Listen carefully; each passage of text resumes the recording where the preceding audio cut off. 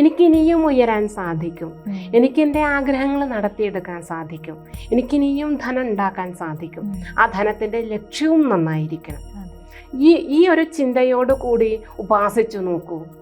അടുപ്പിച്ചൊരു 41 ദിവസം ഉപാസിക്കുമ്പോൾ തന്നെ നമുക്കതിൻ്റെ ഫലം കണ്ടു തുടങ്ങും. ഞാൻ ഭരിക്കേണ്ടുന്നതായിട്ടുള്ള എല്ലാ സ്വത്തുവകകളും, എൻ്റെ ഭരണീയ ജനങ്ങൾ എന്നൊക്കെ പറയുന്നത് എല്ലാം 2-ാം ഭാവം കൊണ്ടാണ് പറയുക. ഇനി പണത്തിന് അല്ലെങ്കിൽ വരുമാനത്തിന് കുറവ് വരുന്നുണ്ട് എങ്കിൽ, നമ്മളുടെ കാര്യങ്ങൾ നിത്യവൃത്തിക്കുള്ളതിനെ പോലും തികയാതെ വരികയാണ് എങ്കിൽ നമുക്ക് കൃത്യമായിട്ട് ലക്ഷ്മി ദേവിയുടെ ഉപാസന നടത്താം.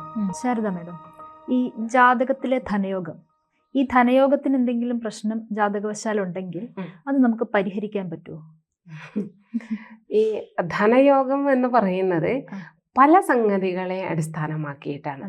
അപ്പോൾ അത് മാത്രമല്ല, ഓരോ വ്യക്തിയെയും അടിസ്ഥാനമാക്കിയിട്ട് ഇതിൽ വ്യത്യാസം വരുന്നുണ്ട്. അതായത് ധനം എന്ന് പറയുന്നത് എത്ര അളവ് വേണമെന്ന് ആർക്കെങ്കിലും നിശ്ചയമുണ്ടോ? ഇല്ല. ഉള്ളവൻ വീണ്ടും വീണ്ടും അത് ഉണ്ടാക്കിക്കൊണ്ടിരിക്കണം. അതിന് എനിക്ക് കുറേ ആയല്ലോ, എനിക്ക് വീടായി, കാറായി, അല്ലെങ്കിൽ എക്സ്ട്രാ ഒരു വീടും കൂടി ഉണ്ടാക്കി, അല്ലെങ്കിൽ 2 വണ്ടികൾ കൂടി ഞാൻ വാങ്ങി, കുറേ സ്വർണം വാങ്ങി, ശരി ഇനി എനിക്കിത് മതി എന്ന് ആരെങ്കിലും നിശ്ചയിച്ചതായിട്ട്, ലൗകികരാരും നിശ്ചയിച്ചതായിട്ട് എനിക്കറിയില്ല. പിന്നെ സാമ്പത്തികമായിട്ട് നിത്യജീവിതത്തിന് ബുദ്ധിമുട്ടില്ലാത്ത രീതിയിലുള്ള സാമ്പത്തികമായിട്ടുള്ള വരവുണ്ടാവുക. അപ്പോൾ ജാതകത്തിൽ 2-ാം ഭാവമാണ് പ്രധാനമായിട്ടും ധനഭാവം എന്ന് നമ്മൾ വിളിക്കുന്നത്. ഭർത്തവ്യമഖിലം വിത്തം വാണി ചക്ഷുശ്ച ദക്ഷിണം വിദ്യാശ്ച വിവിധാപ്യേത സർവം ചിന്ത്യം ദ്വിതീയത. ഇങ്ങനെ 2-ാം ഭാവത്തിലെയാണ് ധനത്തെ പറ്റിയിട്ട് പറയുന്നത്. ഞാൻ ഭരിക്കേണ്ടുന്നതായിട്ടുള്ള എല്ലാ സ്വത്തുവകകളും, എൻ്റെ ഭരണീയ ജനങ്ങൾ എന്നൊക്കെ പറയുന്നത് എല്ലാം 2-ാം ഭാവം കൊണ്ടാണ് പറയുക. അപ്പോൾ 2-ാം ഭാവത്തിൽ ശുഭഗ്രഹങ്ങൾ നിൽക്കുക, അല്ലെങ്കിൽ 2-ാം ഭാവാധിപൻ ബലവാനായിട്ട് വരിക, ശുഭനോ പാപനോ ആയിക്കോട്ടെ, 2-ാം ഭാവാധിപൻ ബലവാനായിട്ട് വരിക, അങ്ങോട്ടേക്ക് ശുഭദൃഷ്ടി ഉണ്ടാവുക, ഇത്തരത്തിലുള്ള സംഗതികളൊക്കെ തൻ്റെ കീഴിൽ ധാരാളം ഭരണീയ ജനങ്ങൾ ഉണ്ടാകും. തനിക്ക് ഭരിക്കേണ്ടതായിട്ടുള്ള, അല്ലെങ്കിൽ ഞാൻ നോക്കി അന്വേഷിച്ച് നടത്തേണ്ട സ്വത്തുവകകൾ ധാരാളം ഉണ്ടാവും എന്ന് പറയും. പിന്നെ ലാഭസ്ഥാനമുണ്ട് 11-ാം ഭാവം. നമ്മൾ എത്ര അധ്വാനിച്ചു കഴിഞ്ഞു കഴിഞ്ഞാലും, എത്ര പണത്തിന് വേണ്ടി എത്ര പരിശ്രമിച്ചു കഴിഞ്ഞു കഴിഞ്ഞാലും, ഇത് ധനമായിട്ട്, ഐശ്വര്യമായിട്ട്, സമ്പത്തായിട്ട് നമുക്ക് വരുന്നത് നിശ്ചയിക്കുന്നത് 11-ാം ഭാവം കൊണ്ടാണ്. വരവ് ഇല്ലെങ്കിൽ നമ്മൾ കർമ്മം ചെയ്യുക മാത്രമായി പോകും. 10-ാം ഭാവം കൊണ്ടാണ് കർമ്മം ചിന്തിക്കേണ്ടത്.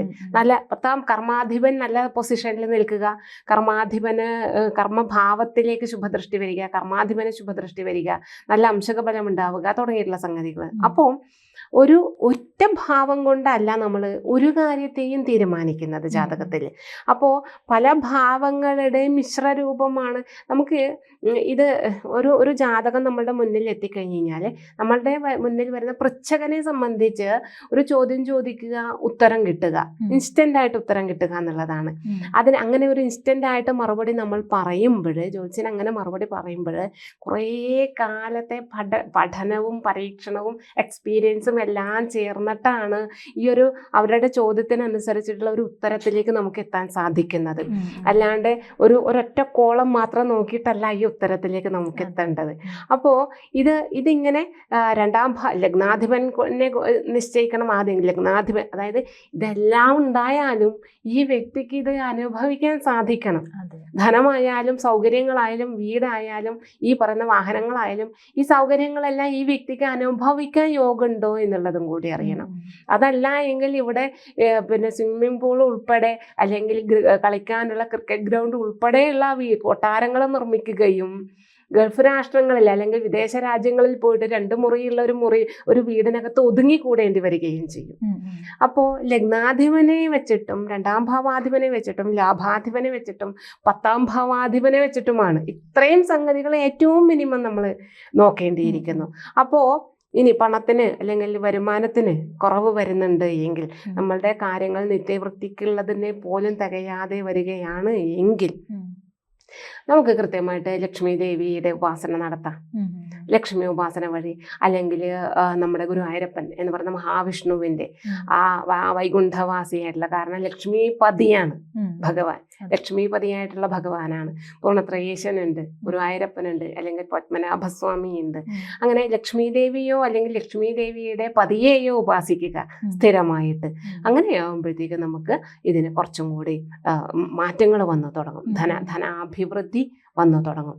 നമുക്ക് ഹൈന്ദവമായിട്ടുള്ള അല്ലെങ്കിൽ ഭാരതീയമായിട്ടുള്ള ഏറ്റവും മേന്മ എന്ന് പറയുന്നത് നമ്മളെ വ്യക്തികൾക്കനുസരിച്ചിട്ട് ഇവിടെ ജനിച്ച് വളരുന്ന ഓരോ വ്യക്തികൾക്കും ഓരോ സ്വഭാവമുണ്ട് എന്ന് പറയുന്നത് പോലെ അതിൽ തന്നെ ഓരോ വ്യക്തികളും ഭിന്ന ഭിന്ന സമയങ്ങളിൽ ഭിന്നമായിട്ടുള്ള സ്വഭാവങ്ങളാണ് പ്രകടിപ്പിക്കുക എന്ന് പറയുന്നത് പോലെ ഒരേ ദൈവത്തിൻ്റെ തന്നെ അല്ലെങ്കിൽ പ്രപഞ്ചത്തിലെ ഒരൊറ്റ ചൈതന്യത്തിൻ്റെ തന്നെ പല പല പല ഭാവങ്ങളിൽ എനിക്ക് ഏതാണോ ഏറ്റവും സുഖകരമായിട്ട് തോന്നുന്നത്, എനിക്ക് ഏതാണോ എന്നോട് ചേർന്ന് നിൽക്കുന്നത് എന്ന് തോന്നുന്നത്, ഭഗവാന്റെ അല്ലെങ്കിൽ ആ ചൈതന്യത്തിന്റെ ആ ഭാവത്തെ നമുക്ക് ഉപാസിക്കാൻ സാധിക്കും. ആ ഭാവത്തിൽ തന്നെ ഫലസിദ്ധിയും ഉണ്ടാകും.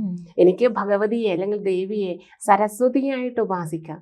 വിദ്യ അതിൽ തന്നെ എനിക്ക് പുസ്തക വിദ്യയാണ് വേണ്ടതെങ്കിൽ ആ രീതിയിൽ എനിക്ക് ഉപാസിക്കാം. അല്ല, എനിക്ക് സംഗീത രൂപത്തിലാണ് വേണ്ടതെങ്കിൽ അത് ആ രീതിയിൽ എനിക്ക് ഉപാസിക്കാൻ പറ്റും. നൃത്തമാണ്, കലകളാണ്, എഴുത്താണ്, വായനയാണ്, അല്ലെങ്കിൽ എനിക്ക് സംഭാഷണം അല്ലെങ്കിൽ ഭാഷണം, പ്രസംഗം, ഏതാണോ വേണ്ടത് ആ രീതിയിൽ നമുക്ക് ആ ശക്തിയെ നമുക്ക് ഉപാസിക്കാൻ സാധിക്കും. അതേപോലെ തന്നെയാണ് സമ്പത്തിന്റെ കാര്യവും. ലക്ഷ്മി ദേവി നമ്മളിങ്ങനെ ചിത്രത്തിലൊക്കെ കണ്ടിട്ടുണ്ടാകും. ധനത്തിന്റെ ഒരു കുടം, സ്വർണത്തിന്റെ കുടവും അതിനകത്ത് ധാരാളം നാണയങ്ങൾ നിറഞ്ഞ് കവിഞ്ഞ് വീഴുന്നത്, ആ ഭാവത്തിലും നമുക്ക് ഉപാസിക്കാം. ഇതൊന്നും തെറ്റല്ല. എൻ്റെ ഉള്ളിലെ ഭാവം ഏതാണോ, എനിക്കിനിയും വരണമെന്ന് തോന്നുന്നത്, എനിക്കിനിയും വളരണമെന്ന് തോന്നുന്നത്, ആ ഭാവത്തിൽ നമുക്ക് ആ ചൈതന്യത്തെ ഉപാസിക്കാം. ഇതിനുള്ള പരിപൂർണമായിട്ടുള്ള സ്വാതന്ത്ര്യം നമ്മുടെ ഭാരതീയ സംസ്കാരം നമുക്ക് നൽകുന്നുണ്ട്. അപ്പോൾ എത്ര സുഖകരമാണ് അത് എന്നുള്ളതാണ്. പക്ഷെ എന്നും പരാതിപ്പെടുക, എനിക്കിതില്ല, എനിക്കതില്ല, എനിക്ക് ധനമില്ല, എനിക്ക് സൗകര്യങ്ങളില്ല എന്ന് എപ്പോഴും പരാതിപ്പെടുകയല്ല ഇതിനെ മറികടക്കാനുള്ള ഒരു സൊല്യൂഷൻ എന്ന് പറയുന്നത്. പരാതിപ്പെടുന്നവർ എന്നും പരാതിക്കാർ മാത്രമായിട്ടിരിക്കും.